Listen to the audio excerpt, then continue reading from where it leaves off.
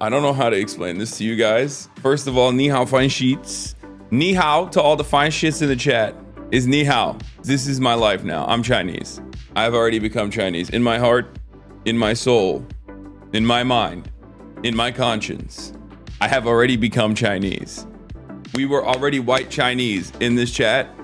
I've already become full Chinese. Let me just start by saying that. It's sick. You have abundant style consumption paired up with a centrally controlled economy, an economic system that has yielded tremendous development. You have 1950s Soviet era building blocks next to the Gucci store. If there was ever a country that represented the synthesis, the things that I enjoy so much personally, if ever such a country existed, I do not know. You have to try the premium grilled chicken sandwich at McDonald's China, or I'm gonna report you to the CCP officials. You have met me at a very Chinese time in my life, chat. I just woke up. It's 3 a.m. here in Chaoyang, Beijing. We are in the heart of China. This is the political epicenter of China. This is where the heart of the party beats.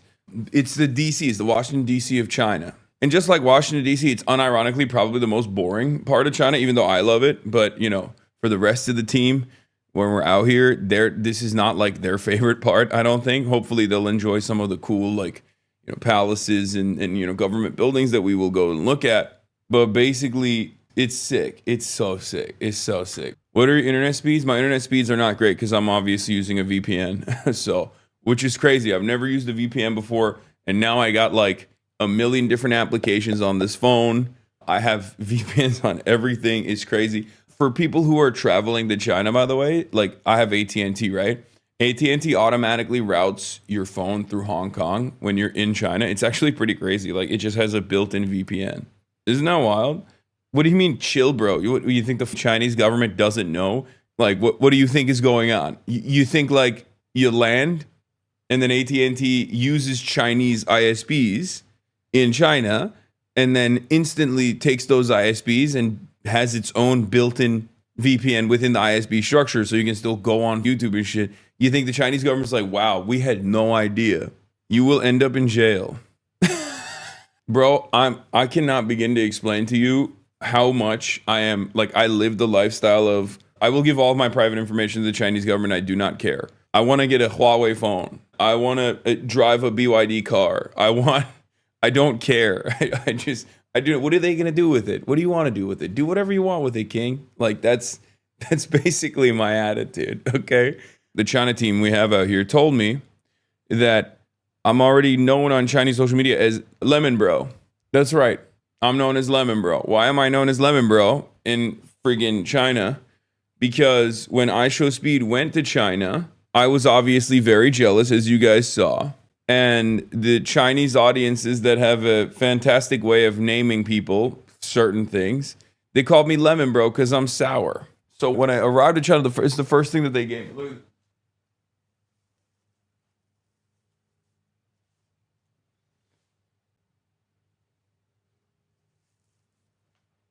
What are we doing? What are we doing? What are we doing? Also, we are in Shanghai. We're in a sick-ass hotel. This hotel is incredible. This is the suite. It's not like, I don't think it's like the craziest one, but it's pretty nice. Dude, everything is so nice in China. It's crazy. It's pretty crazy because, like, a lot of people still, like, I guess now that, like, Xiaohongshu exists and now that, like, you know, Speed went to China and stuff, like, so people kind of know that it's not that way, but like there are so many people that think that like China is this backwards place. The room literally looks fake. It's not. It's sick as hell. There's artifacts everywhere, by the way. There's artifacts everywhere in the hotel as well. What is an artifact? Like museum stuff? Yes. It's the North Korea they've seen in Vice tacos. Yeah, no, that's what I mean. That's what I mean. Like obviously there's cultural differences, right? Obviously there's cultural differences. There's always going to be cultural differences. But as far as like this being like a normal ass country and a normal ass city and actually being much nicer than most normal ass cities that you might be in, I already knew. But I will say we arrived in Beijing, the old Beijing airport, and it was sick. It was actually sick. The reason why I say this is because the old Beijing airport, that definitely does have some Soviet vibes. Like, there are parts of China that you can tell have tremendous Soviet influence, and it's awesome. Beijing is the closest to old China in a tier 1 city. Shanghai is way more modern feeling.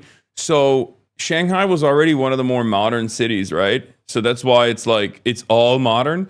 But I guess Beijing has like what I was talking about, which is like, you have literally in the middle of Beijing, you have Soviet apartment blocks. Like, you'll have the craziest mall. You guys are going to see all of this when we actually drive around and go to different places. But like in Beijing, you'll go to like an incredible mall, right? An insane mall, like American style. Because remember, Chinese people, Chinese culture has a lot of American style attitudes. It's very interesting. Can you explain what the tier of city means? Yeah, tier 1 is just like the top tier of city. It's like the most modern, most biggest, craziest city in it. I think it's like down at tier 4, right? And then you have like rural cities. But all the cities are actually pretty modern and pretty sick. You best not set foot in a car in China, public transit. First of all, we have like 14 people with us everywhere we go. And no, we have a car everywhere we're going. I'm not just doing tourism out here. You understand that, right? Like, I have like a whole itinerary where like I will be actually doing high-speed rail, of course. I'm very excited, but sometimes BDBD also calls you normal IQ American when you're popping off in political rants. It's often your nickname for your variety content. Not sure if everyone on BDBD knows that you are the same person. Wait, that's awesome. Are you meeting any Chinese officials, etc.? No. Are you gonna meet Xi? No. Even though it would be an honor. It would be the honor of a lifetime. But no, that's a compliment. Yeah, normal IQ American is a compliment. It's the same reason why Mélenchon, Jean-Luc Mélenchon, was also incredibly shocked, because he was like, I've never met an American that has your perspective. How was dinner, bro? Food so far? It was incredible. We went to a Michelin star place. Cheap hotel. Everything is cheaper in China. The hotel is not cheap. Obviously, this is one of the nicest hotels in the capital. But like, I think I had a regular suite, and then I wanted to upgrade it like to a nicer suite, like a bigger suite. And in America, that upgrade would probably be like $1,000 plus a night. And in China, it's like 200, just to give you an understanding. Because like, this is the most maxed out shit, right? Like, we're staying in the most maxed out, is the Rosewood, I think is what it's called. Why are y'all Americans saying you can't do this, you can't do that in China? None of y'all know anything. Do you even realize how prominent live streaming in China is? People are lined up on the streets filming themselves. Yes, although there are limitations to live streaming in China. It's true. So I don't know why you're like, it's not as bad as silly Americans imagine it is, but there is definitely differences. Like, it's just true. Not that it matters, because obviously it's nowhere near as bad as the way Americans like assume it is. Because look at me, like I'm literally live streaming. And I'm talking about like American politics. Are you going to Xinjiang, my dream visit? No, we're not going to Xinjiang. That would be really funny if we just went so far. Like, I would love to go to Xinjiang, but it would be very funny to bring like Austin and Will. Like, it would be very funny to bring Austin and Will to all the way out to Xinjiang for no discernible reason. Do they stare at you when you walk outside? No, not even. There's a lot of foreigners here. Why not? Is it a bad place? No, Xinjiang's awesome. It's just so far. China is massive, guys. Again, 1.4 billion people.